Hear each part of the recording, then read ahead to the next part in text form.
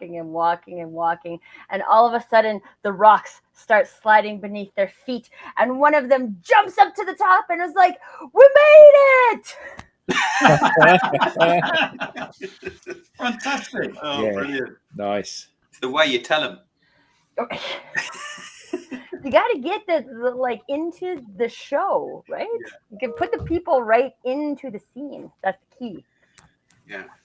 All right. Good morning, everyone, and welcome to the digital download. Rob is not here, so I'm going to do my best at getting this right. The longest running weekly business talk show on LinkedIn, now globally syndicated somewhere. Everywhere, globally. Everywhere. Globally syndicated. We're everywhere. You can find us anywhere, people. Good morning. I am Tracy Borison, and I am guest hosting this episode of the Digital Download. As you can maybe see, we don't have our fancy background, and we don't have our fancy logo because we don't have our fancy Rob with us today. Don't have our fancy. But you can still expect all the good conversation that we normally have here on the Digital Download. So if you are tuning in live, please say hello. Let us know you are here in the chat. Oh, there's Fancy Rob. And look how fancy he looks. Yeah. You've got a jacket on, Rob. I'm at university today. And that'll be why people call you the professor. Yes. Or You'll Fancy notice Rob, I've which been is what I'm hanging gonna call you around now. Brits and Canadians too much because I called it university. Here in the States, we say I'm at college. Oh. This is something I always was curious about because people say college regardless of whether or not it's a university or a college. And like I went to the University of Alberta, so I call it university because that's what it is. But anyway, that's not what we're here to talk about today. Yeah, but we're glad to have you, Fancy Rob, which I'm now going to call you, by the way, just so you know. We're here to talk about what are we here to talk about? The cost of inaction? Something like that. Yes. This is what happens when Tracy hosts the show. It's 7:00 where I am, so we ad-lib more. And we have a wonderful special guest with us for today. But before we introduce our special guest, who's kind of an old guest that you might recognize from the panel before. He looks very old. Yes, he's super old. He makes the rest of us look young. I don't know what's happening today, you guys. Let's start with a round of introductions, and then we'll get to Jordan. So, now we're closer. This is actually better because you can see less of my parents' office. Do we like that? I like it because you can see less of my parents' office that I tried to madly scramble. Okay, Alex, you go first with intros because that's what's happening. Okay. So whilst I'm talking, I'll be on the big screen. Can everyone see that? Yeah. Okay, cool. So good afternoon, good morning, good evening, wherever you may be. My name is Alex Abbott, the founder of Sapiro and the creator of the Conversation Operating System. And if we have time a little bit later, I might share a story about the cost of inaction. And I had a little help from ChatGPT, but I do like the story that I found. Now I've confused things because we don't know who's next. The order. Now you have to just pop someone up and it will be that person. Okay. The professor. Hi, all. I'm Rob Durant, founder of Flywheel Results, a proud DLA Ignite partner, and I help startups scale. Oh, thank you, Rob. Thanks, Mark go next. Hi, I'm Tim Hughes. I'm the CEO and co-founder of DLA Ignite, and I'm famous for writing the book Social Selling Techniques to Influence Buyers and Changemakers. And we should point out your festive jumper, I think. Yes, thank you. Wonderful. Hi, I'm Adam Gray. I'm co-founder of DLA Ignite, which you just heard Tim say that because we're business partners. And I'm not really famous for anything at all, but I'm delighted to be surrounded by such a fantastic group of people. This is like intro roulette, isn't it? It is, isn't it? Jordan. Bonjour. And I'm on mute. Hello, everyone. I am Jordan Abbott, also known as the Sales Poet. Previously, a proud DLA Ignite partner before I went off and worked for Vidyard for some time. Well, you technically are again now, because you've rejoined Sapiro temporarily. Indeed. Are you ever really not a proud DLA Ignite partner? That is a good question. Once you're in, you're in. There's no going back. Yeah.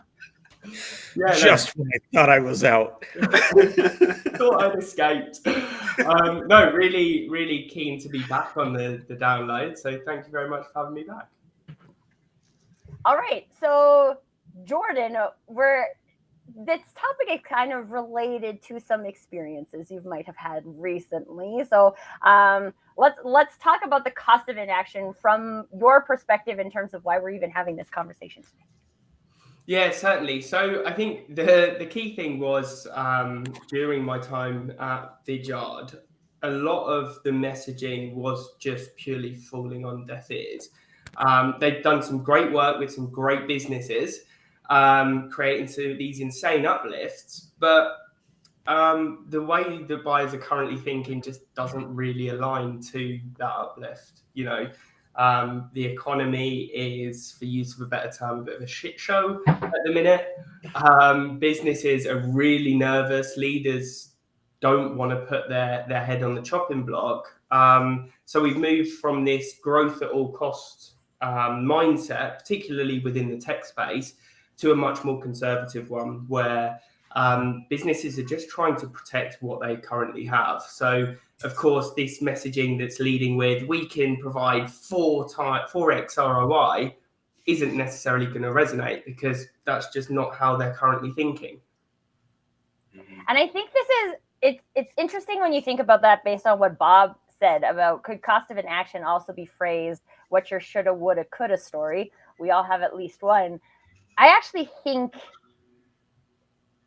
there's like a more real-time version of this. So we're like not quite in the place where we're thinking shoulda, woulda, coulda, but we're almost like frozen in place, which is what inaction looks like. So, and I know I experience this a lot in the current industry when it comes to marketing, because people are continuing to do everything they used to do, which worked at one point, but it doesn't work anymore. And they're not yet in this shoulda, woulda, coulda part of the story. They're just in like, we have to keep doing this and we have to keep doing more. So Jordan, is that something that you saw? And then I'd love to hear from the rest of the panel as well. Is this like, what's up with this doing more of what doesn't work?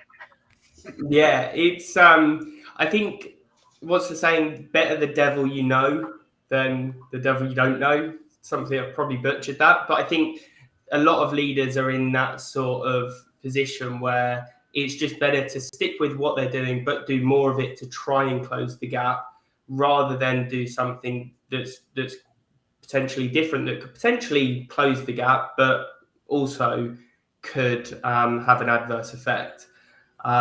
So, I think for so long that value-led messaging worked, but we're reaching an inflection point at the minute, and that's what sort of led me to explore how else I could try and start these conversations, still leveraging some of those great stats, but just framing it in a different way. I believe part of the challenge is that in general, our default is no. And no seems safe, because no means I'm not going to change. But if nothing ever changes, then nothing ever changes. And that can be pretty dangerous too. Most of us don't realize the cost of not changing. And that's what we're talking about here with the cost of inaction. The coulda, shoulda, wouldas are really the things that we don't see as having a cost at the time, but it's the opportunity cost that we missed. And that's so hard to calculate. I think it's more fundamental than that. I think that what's happened is that organizations have come to market with a new product, and the new product has been attractive because it's the only one like it, or oh, that's a really neat idea, we'll go for some of that. So it's quite easy to sell that initially, and then that becomes commoditized, and you're not the only person that has that USP, or not the only organization that has that USP. And I think that I don't think that the 4 times ROI is an issue about the buyer's mindset. What I do think is an issue is that we focus on messaging. And the problem with focusing on messaging is that somewhere deep inside all of us is this belief that if I get the messaging right, all of a sudden the phone will start ringing. And that's delusional behavior. So when people say, "Oh, I'm going to post something and it'll go viral and it'll be great and 1 million people will see it," but the phone still won't ring, because people are not going to do your job for you. So if I want you to buy something, Jordan, I have to basically knock on your door and convince you that I'm a nice enough guy for you to listen to what I'm going to say, and then have a compelling enough reason for you to want to buy what it is that I'm selling. For me, just to put some stickers up on the lampposts is an irrelevance, and you'll see it as an intrusion rather than something that you'll engage with. So I think that the place that you've just been, the place that you've just been, they have become victims of this, as we see so often. Startups grow really quickly, and then all of a sudden it drops off a cliff. And the reason it drops off a cliff is because people have, the latest, greatest new thing is now someone else's product. And they learn very quickly that, in the case of a video tool, it's brilliant because this will create something which will engage people really well. Yeah, it will. And it's a slicker way of doing things than it is to use your iPhone and just shoot it and upload it straight away. But it isn't going to do it for you. You have to continue to make those videos. You have to continue to publish those videos. You have to continue to invite people to watch those videos. You have to continue to have a good story to tell with those videos. And most people don't bother. And that, I think, is what the problem is. Well, and I think one of the things when I was thinking about this, specific from the video production scenario, is that this is something people buy when they have money, right? When people have budget to play with, they will buy that type of stuff because they're like, okay, it'd be really great to have an explainer video about what our software does. So like, let's have this, right? And we do it because we have a extra $1,000 or $1,500 that we can just throw at stuff. Not as many businesses have that anymore. And so now when we're thinking about what we're going to invest in from a marketing perspective, we're using more judgment than we used to use. And so now more of the relationship comes into play, more of the, yes, the ROI, but I think people have stopped believing that anything can just 4 times my ROI, because I've tried a whole bunch of things that promised me they were going to 4 times my ROI and they didn't. So now I can't believe anything would do that because it must all be marketing fluff. Yeah. It's like my gym membership in the industry. It's like my gym membership. I pay that month over month and nothing happens. I did not get 4 times ROI. You mean I have to do something? You took my money and you promised these results.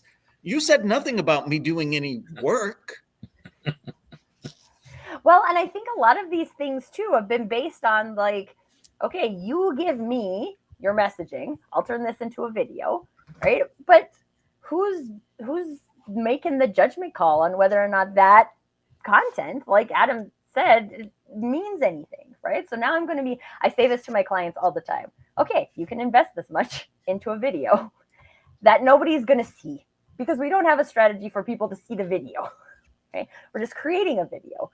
We need to talk about how these things are connected. And I think one of the problems, and I'd love to hear other thoughts on this too, is that so often in the industry, we're saying like, this is the answer, video is the answer, or even like social selling is the answer. And we have one thing, but none of these one things work unless they work together, right? This is part of the system.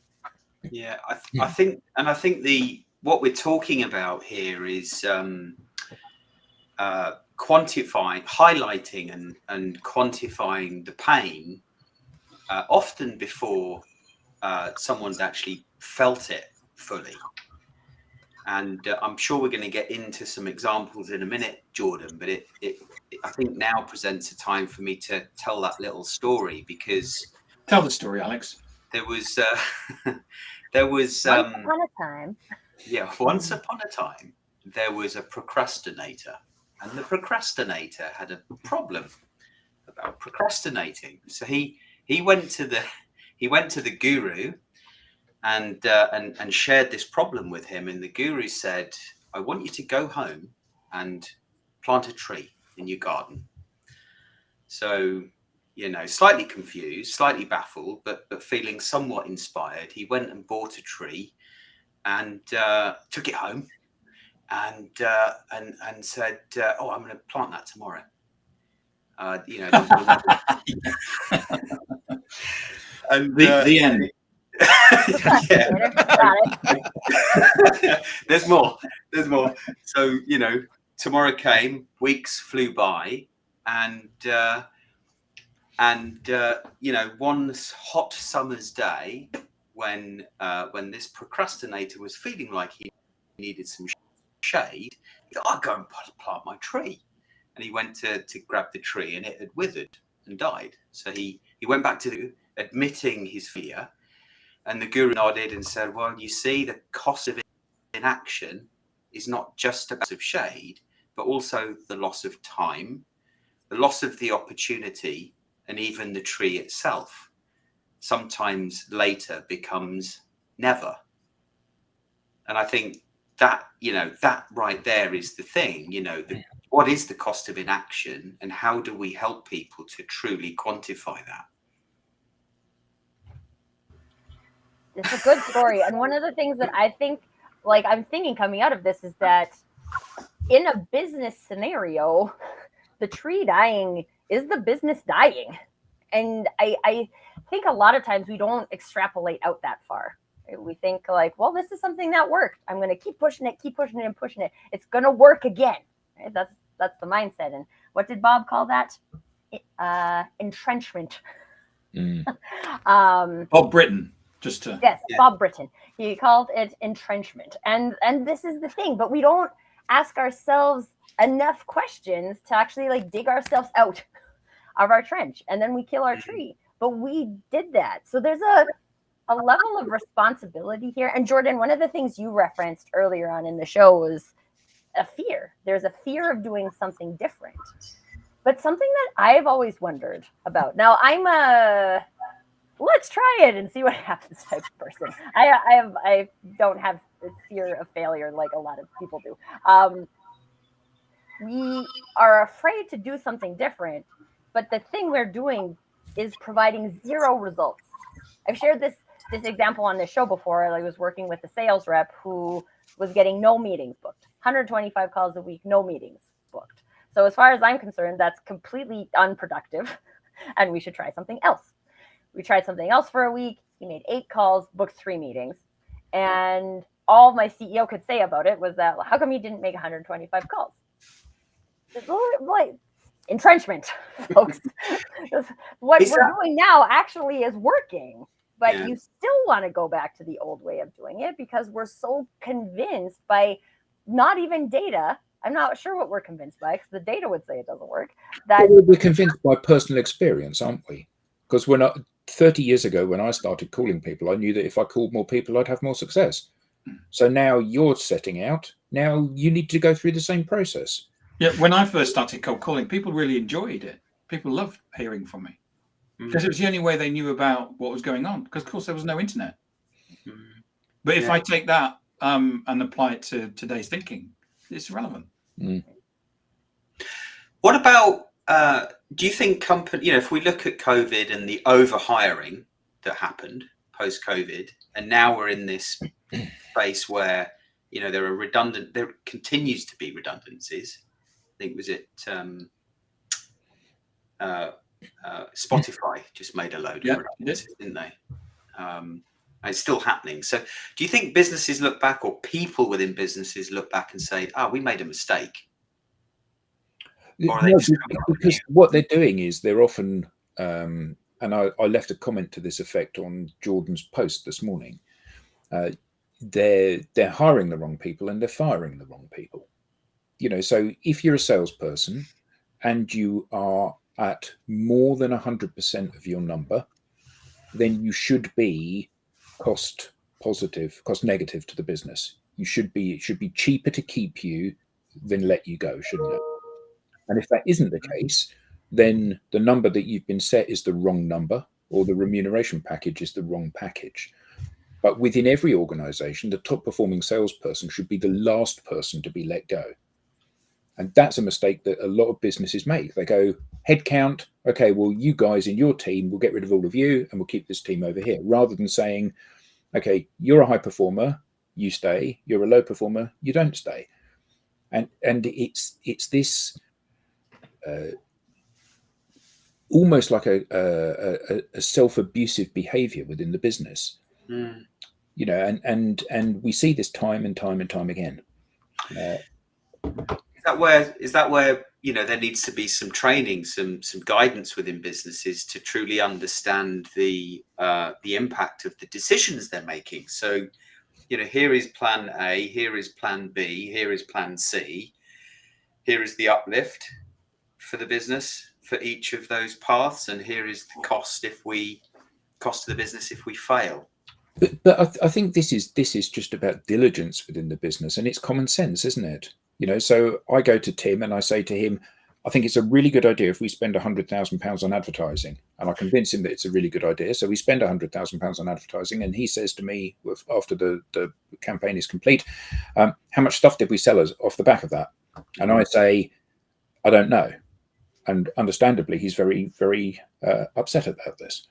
And I say, I need a bit more time. So I pull the figures together and I say, we sold £50,000 worth of product as a result of this. And he said, so I gave you £2 and you gave me £1 back. How's that good business?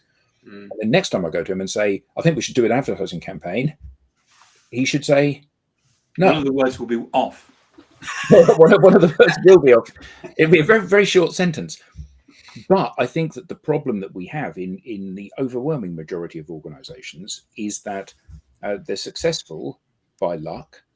And when the luck runs out, they don't know what they need to do things differently. And your idea, Tracy, you know, the fact that I'm doing this, it doesn't work anymore. Well, I'll stop doing that and I'll do something else. The worst that can happen is I get no benefit, the same thing that I had before. But most organizations don't seem to operate that way. You know, Tim and I know somebody who is a senior marketer, and we said, yeah, but you know, this thing you're doing, this advertising campaign you're doing, it doesn't work, does it? And he said, no, they don't work, but you've got to do the basics, haven't you? And we looked at each other and just, I mean, it's not often that we're lost for words. And the two of us just went, what can you say to that? Yeah. No, actually, you don't. This is the thing, though, right? It becomes like industry. I think people interpret it as like industry best practice, but it's not actually best practice. It's just like industry doings that people have made basic, right? I remember, like, I worked at a retail furniture company, and I asked the VP of marketing what the ROI was on our TV spend. And they were like, we don't know. You just have to do TV. In this industry, you just have to do TV. And I always think if you're a big enough business, then fine, go to town. Like I said, but if you have disposable income and you want to use it for advertising, sure, great, good, right? But if you're in the scenario where now you are laying off salespeople who are reaching more than 100% of their quota because you don't have enough funnel, you're not asking the right questions. Absolutely. And I think the thing about a lot of advertising it comes down to asking good questions. But advertising is great because it creates that kind of background visibility and that noise in the marketplace about it. No, it doesn't.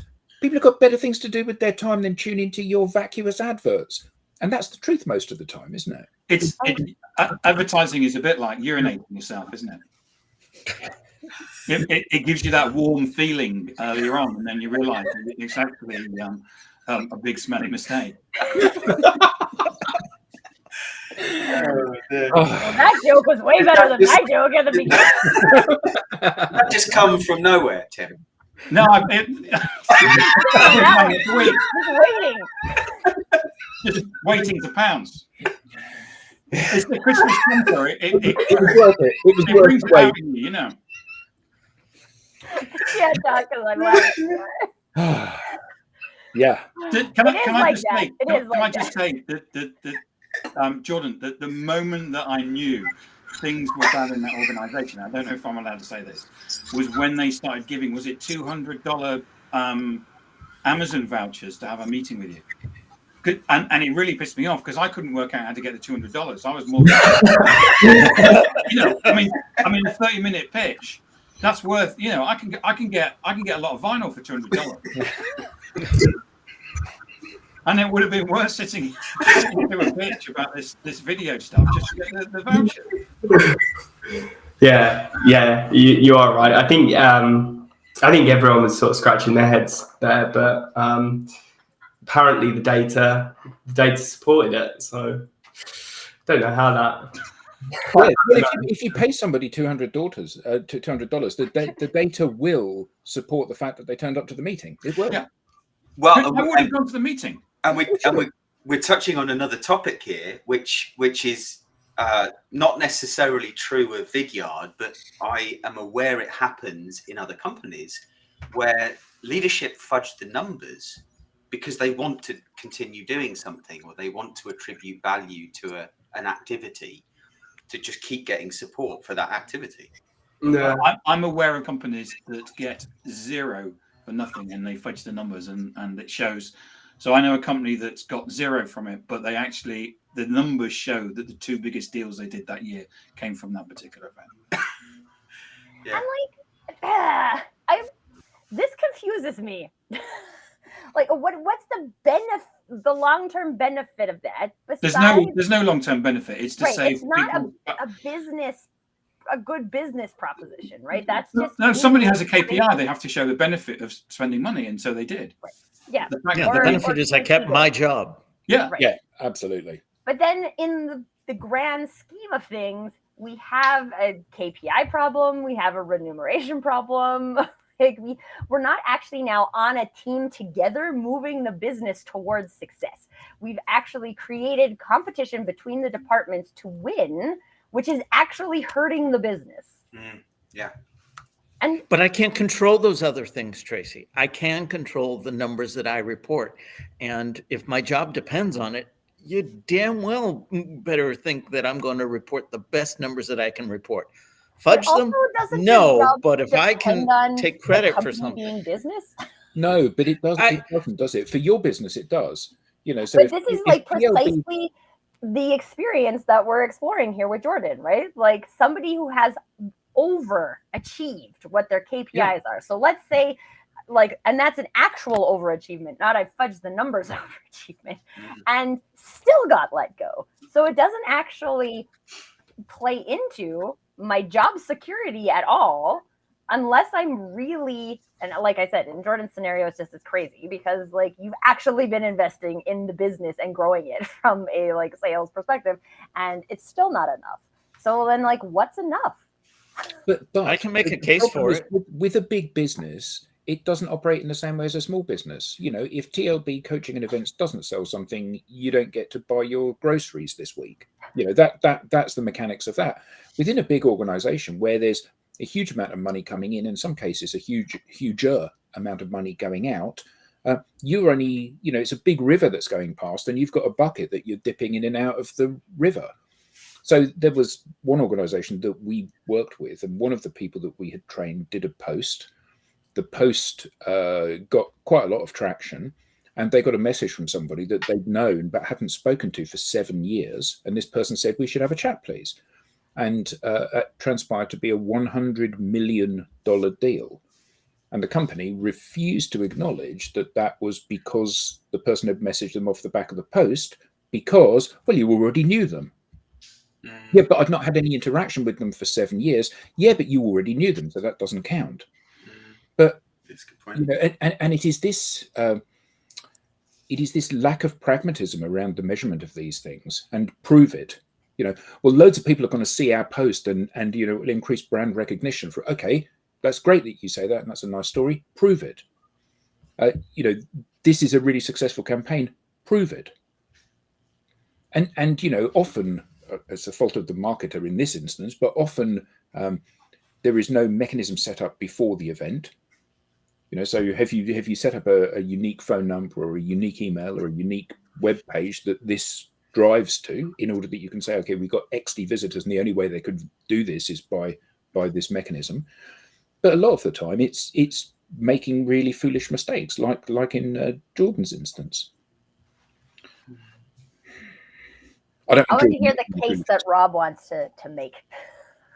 So you were just asking, how is it in the leader's best interest to fudge the numbers while we're letting people go? First of all, I'm not advocating for fudging the numbers, but I am saying that everyone will want to take credit for success. So the marketing team is going to say it was the event that we ran that brought that customer in. The salesperson is going to say, no, it was me being a great salesperson that brought that customer in. But to your point, if it doesn't drive revenue, why are they doing it? If I can kick the can down the road for one more quarter, keep my job for one more quarter, while polishing my resume with, hey, look at this success that I drove, that is in my best interest, where the company didn't benefit at all. It's because we have a misalignment between the company's objectives and my personal objectives that would drive behavior like that. But how do you otherwise justify that? Nobody in marketing wants to say, yeah, I'll be held accountable for sales revenue because I can't control I give sales these great opportunities and they screw them up. I don't want to be held accountable for that. So that's how it breaks down. And that's where the case could be. Well, I say case could be made. I still wouldn't justify it, but that's the reasoning. And I'm sure that is something that lots of people have done. So like somebody's making a case, right? For sure. Yeah. And this is something that's interesting because I saw a while back, there's a lady in my network who had posted that she had been made redundant and worked in the marketing department and had done all of these things, right? Grown the community by X amount, gotten X amount of podcast interviews for people on blah, blah, blah, all these things, which I happen to know she had KPIs for. So these were the things that she was supposed to do on behalf of the business. She was made redundant. And so what my brain says is those things don't drive business, because if they did, there would be enough money to pay this person to keep doing those things. That's what my brain says. But the thing that's interesting is that like now this is what's on her resume, right? I've done this and I've done this, and they're achievements, and they're perceived as achievements, I think, both personally and in the market, but they don't actually contribute to business growth. And that's a problem with the KPIs, right? I was hired to do this. I did this. And now if they were actually meaningful, they would have driven the business. Like Adam said, with the sales remuneration, right? If you can't keep someone who's selling more than 100% of quota, you've done something wrong here with your math. Mm. But then whose responsibility is that? Is that the leader's responsibility? Is that the CFO's responsibility? Well, let's or we try to avoid it.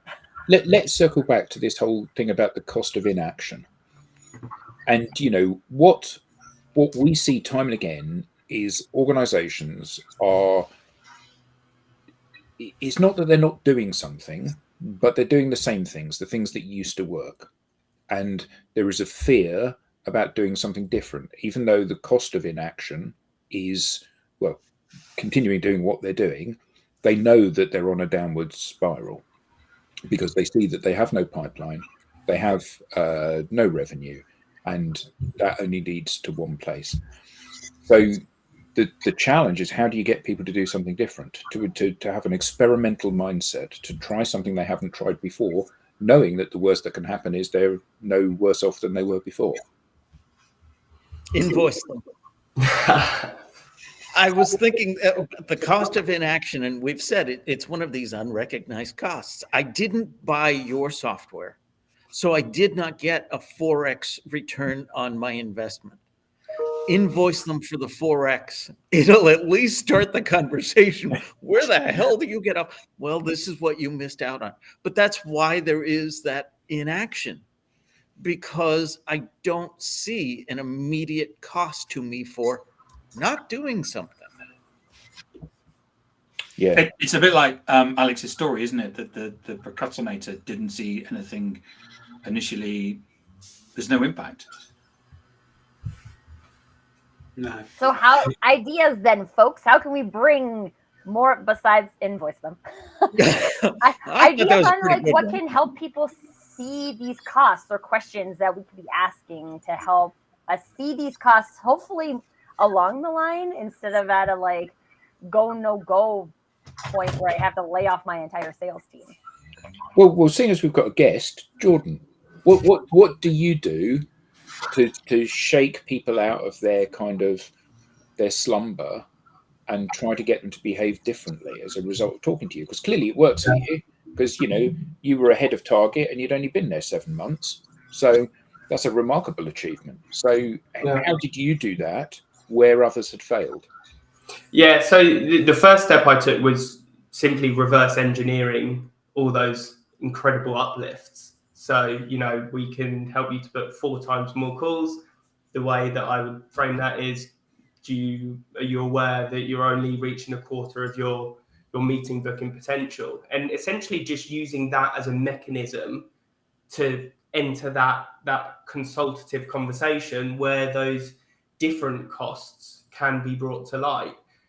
So rather than just purely making a statement, it's just asking a question that's associated to a cost of inaction, and then being able to continue on that conversation. Because I think there are a few times where it got people's heckles up a little bit and they got a bit defensive. That was fine because they responded and we started having that conversation and went on that journey together. And I think that was the key, really, rather than making bold statements about the uplift. It was just asking the question and seeing if that question resonated, if they thought about it in that light previously, or if not, if they were unaware of it at the time.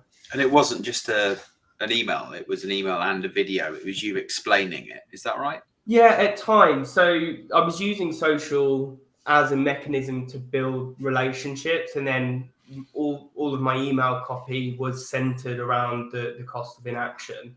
And as I said, it was purely just asking questions in different ways, trying to unearth something that some piece of insight, something, something that resonated with the prospect to then to continue the conversation, essentially. And then how would you? Sorry, go ahead, Alex. How would you then continue that? So let's say you then started having the conversation. How would you support that? A, validate it, and B, support that message. Yeah, so again, I think I sort of continued working backwards. So one of the key points of conversation with Vidyard was, booked meetings or piped revenue. Then it was identifying, okay, what are your key metrics that you're measuring that then lead up to that point, and just going all the way back to the root. And throughout that conversation, we'd identify, okay, well, this is potentially a key area that's costing you. Perhaps you're doing this very well. And it just sort of opened up the conversation and try not to be too rigid in it. As you said, there's various different costs associated, not just a dollar figure. So that sort of typically created quite a fruitful conversation from that.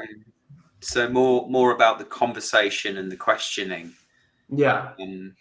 How, talk a little bit about the temptation to then say, but we can 4x your revenue or pipeline. Did that come into the conversation, or did you always keep it at that level where it was questioning? And no, it definitely crept in at times, whether it be out of tiredness or just because there is a bit of friction and it's so easy to fall back on the figures, right? But it's detrimental. Like, as soon as I then said, oh, but by doing this, you can expect 4 times more meetings, I knew I'd shot myself in the foot, and that was the conversation pretty much over, because trying to get back to that consultative point was really tough. I guess you're then waiting for the moment that they then say, "Oh, so can you help with that?" They Yeah, invite you to talk about the value. exactly that. And then that next step was a demo, but I hate saying the word demo. So the way that, again, that I framed it was, okay, now I've understood your process. This next step with my colleague will be them identifying those key points that we've spoken about and showing you where this could fit into your existing process. And I found that helped. Again, at the end of the day, it is a demo, but it's just, it felt as if people were, don't know if excited is an overstatement, but they would actually then show up to that demo rather than thinking, oh shit, I've got to listen to this hour demo that's just come straight out off the back of a cereal box, I think in most cases, Jordan, what's happened is that sellers have educated buyers that the demo is part of the process. So it gives them something they want to see, right? Yes. So often we will want to kind of see it, because it's a bit like, buying a car, and what you do is you say, can you open the hood, or can you open the trunk, or and you kick the tires or whatever. So you do want to see what you're going to buy. But we also have educated people to say that is part of the process. The bonnet and the boot for English viewers. But I think that the biggest issue for most people, so in my experience of talking to organisations, they never acknowledge that they have a problem pitching, and they never have acknowledge that they have a problem closing. So every single team that I've ever worked with, they all say, oh, we have no trouble closing business, no problem at all. And they do. Of course, they have a problem closing business. And of course, they have a problem pitching and presenting it in the right way. But I think that their biggest challenge, and they think their biggest challenge, is being able to get those conversations in the first place. Once I've got you on a call, or I've got you across the table from me, it's fine. I'm on home turf then. That I can deal with. So how do I get you from out there in the ether, one of my target companies, target accounts, target areas, how do I get you on a call with me so that I can woo you with my charm and intelligence? And good looks, Adam. And good looks. Thank you, Alex. I was waiting for somebody to come in with that. Yeah. So what's the secret, Jordan? Again, I'm teaching you all how to suck eggs. You taught me exactly how to do it. It's by being human, right?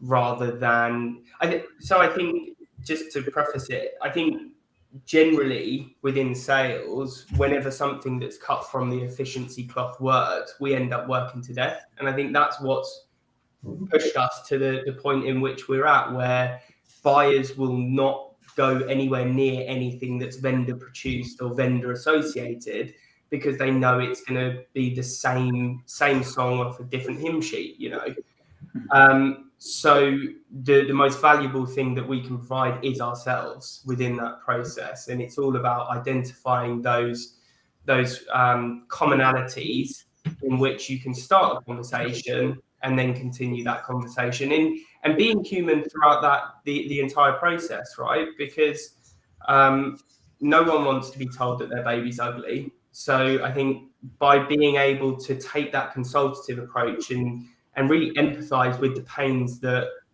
your prospects are feeling is going to be a way for a more productive conversation, where you can actually start to identify what the real decision-making criteria is and get to the core of that, rather than just being sort of on face value, which is what I think a lot of salespeople do. They have happy ears, they hear something they want, and then they'll move people through the process. And then that lack of clarity surrounding what the true decision-making criteria actually is will come to light and end up biting them in the butt. So I think, the key is to just be human. And, while it is a numbers game, I think we've already spoken about vanity metrics or KPIs being out of line with true business outcomes. So I think there's a lot deeper conversation to be had there as well. Yeah, I think that the reason that I want to continue on this thread for a moment is that you're different to the rest of us on this call, because we train people how to use tools to generate more conversations and meetings, and you've gone off and done that and been hugely successful doing it. So, it's great that I'm a teacher and I show people how to do it, but you're somebody that has picked up this ball and run with it. And, normally when I've worked in a tech organization, you would expect somebody to be in the company with their feet under the table for 6 months before they even started to generate any degree of success. You were there for barely more than 6 months and you were already ahead of your target. So this is a remarkable achievement. So you had, a month of onboarding and a month of learning about the product and a month of trying to identify what your target market was and who your targets were, and a quarter of actually selling stuff. And you've done your year in a quarter. And I think that the key thing here for people watching this program is that they need to try to emulate what you did. Because for most of these organizations, they need to have somebody like you that hits the ground running and is productive from day one. Because for many of the organizations that I talk to, the clock is ticking, and 6 months of somebody that I'm paying salary, car, expenses, overheads, and they're not selling anything is 6 months when I'm digging deeper into the hole rather than climbing out of it. So I think talk us through what you do. Before you do, Jordan, just for you guys, in case you weren't aware, Jordan has 3 offers on the table at the moment.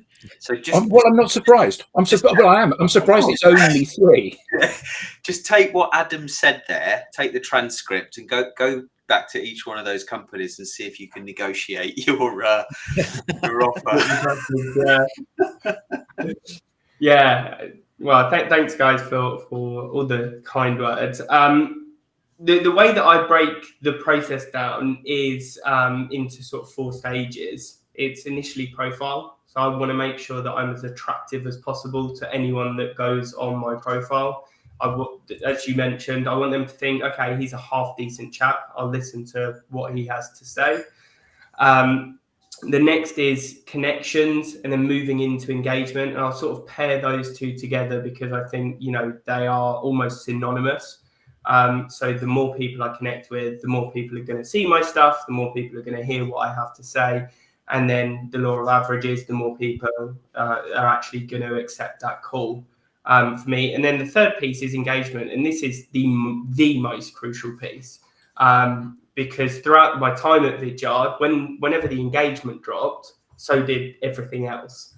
Right. So it's all about inserting myself to as many networking conversations as possible on social, dropping likes, dropping comments, trying to stimulate a conversation within the comments section.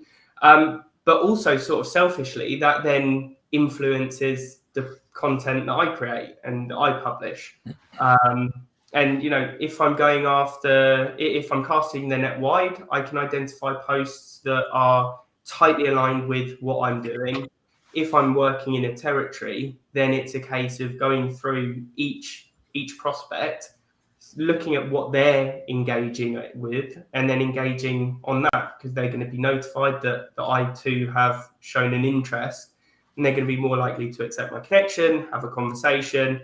And it gives me a reason to reach out to them, right? And then that final piece is published. So create content that's true to you, that tells a good story in an outside of the box way. That's more for my own sanity's sake. And then that, of course, lives on my profile. So we go full circle, and it ends up having multiplicative effects on the previous, and so on and so forth. I want to just add something really quick on there, because for those of you who are watching, you can see that Jordan's tagline is the sales poet. And I think the important thing to notice here is this isn't actually about creating a whole bunch of sales poets. It's about people finding their thing. right? If you follow Jordan, you'll see that makes sense for him based on how he expresses and his background. And there's a trust the marketer to come back to branding. There's a branding component of this that is unique to Jordan, and each of us have done a similar thing, right? Like we have our thing. Adam's got guitars. Right? This isn't about saying like, oh, I'm trying to pick something in my office because this isn't my office. That's not representative of me, but I can't reach it. Boring gray binders. Yes, this is Jordan's recent post, right? And like, I love any kind of musical post that Jordan did because I love music things, right? And this is the thing I think people don't. We look at the strategies, and Jordan did a really great job of outlining the strategies, but this is something people will like or people will not like based on who they are, right? And it actually has nothing to do with selling video or selling anything else. It has to do with who Jordan is as a person, and people can connect with him as a person. And then we can have a sales conversation because it's easier to have a sales conversation because we already like each other. Or like in Adam's example, I can be like, hey, I've known you for 7 years. I have a client right now who I knew for 8 years before they became a client of mine. I love the fact that on this video, it starts off with you being miserable, and it's black and white and it's quite dour. And then it goes to color and you start to smile and, your voice becomes more engaged. I just think it's so elegant what you've done there. But it's also not about everybody doing that. No, but it is about finding the ways that you can express yourself. And for some people that's in writing, and for some people that's in imagery, and for some people that's in video, and for some people it's just being nice to other people. Yeah, that is my statement. It's got a good vibe. You guys should watch it. Follow Jordan. It's lots of creative stuff. I want to quickly come back because I know we're running out of time here, but Bob had a really interesting conversation about putting a good person on a bad system, and the bad system will win every time. Because I think this does play into the conversation about inaction, right? And this happens a lot in sales, a lot. We cycle people through a bad system, and we just cycle people every 18 months to get new people. And we think that that's action because we're hiring people, we're training people, we're doing things, right? That's not inaction, but I'm hiring them into a bad system and I'm not doing anything about the bad system. And therefore we continue to have this churn. The inaction is really based on the system component. So we've talked ad nauseum about the KPIs that don't work. And these are the things that we really need to look at is where is our inaction happening, right? Where is action actually covering up inaction? And that might actually be where our pain point is. So I wanted to call out that comment because I thought it was really relevant to the conversation. Well, and I think to that point, Tracy, and to what Jordan was saying earlier, I think that's where the questioning is so vital to try and help the individual understand the outcome of continuing doing the things that they're doing today, or where they'll end up if they continue doing the things that they're doing today. So I think there's just a curiosity that we could bring to the table that, and not just, I'm putting us into the category of leaders, but empowering our organizations to ask questions about what are the pieces of this process that you see are working, that you see are not working, or that are working for you but not your coworker, or because everybody who's a salesperson has a unique selling identity and all of these things too, right? Like asking these questions around inaction, and at the same time then being able to listen to those questions and not be so this is the way we do it. But I don't know if I know an answer to this is the way we've always done it conversation.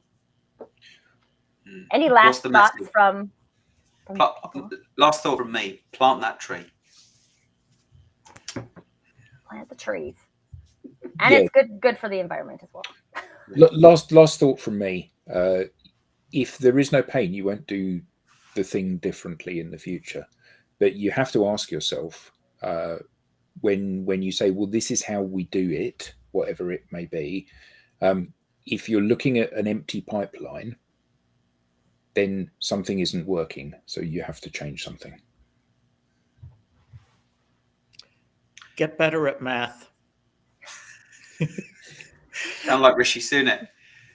Well, we think of these things as strictly linear. And growth is going to continue in one straight line, as though it's a simple y equals mx plus b. And it is so much more complex than that. And the variables are always changing. If you understand the math behind those equations, you'll understand that tomorrow will not be just like today. So there will be a cost to not changing from what you're doing today. Tim or Jordan, any last thoughts? No, other than it's been an absolute pleasure to be back on the download with you all. Thoroughly enjoyed And it. congratulations. Jordan. You're welcome, Jordan. Yes. Come back anytime. Come back in 6 months. and tell us how you have reached 100+% of your quota at whatever new company you're working for. I will do. And Rob, if whoever's closing out the show, Tracy or Rob, I don't have the QR code available. I was going to say, I'm pretty sure we don't have the QR code for today. But that doesn't mean that if you're watching the show and you would like to be a guest, that you shouldn't contact us, because you should. And you've seen all of our lovely faces here today. You're probably connected to one of us. So if you are, just send us a message and tell us, I would like to be a guest on the download. You can also go to digitaldownload.live, and the Be Our Guest section is right at the top. Click on that, fill out the application. We'd love to hear from you. We would love to hear from you. And was there anything else you normally do to close out, Rob? Just thank everyone for Normally being we have here. the QR code and we do the fun pointing thing, but we don't have it. So now we just have to That's the digital download, which is the longest running weekly business talk show on LinkedIn Live, now globally syndicated. There we go. Boom. Now we're going to have to change that up. Right, yeah, just so we can have to confuse everybody. But thank you to the wonderful panelists, all of your genius for sharing. Thank you to our guests, really great, especially Bob Britton. You had some wonderful, great perspectives you added to the conversation. So thank you for bringing those. And folks, we're here every week at the same time. So you should put it in your calendar and come and check it out, because we're always talking about digitally things. And bring your friends as well. Invite your friends, because the more brains and perceptions that we have in the conversation, the more we all get to learn. So with that, I don't actually have control of the live button. Alex does. I do.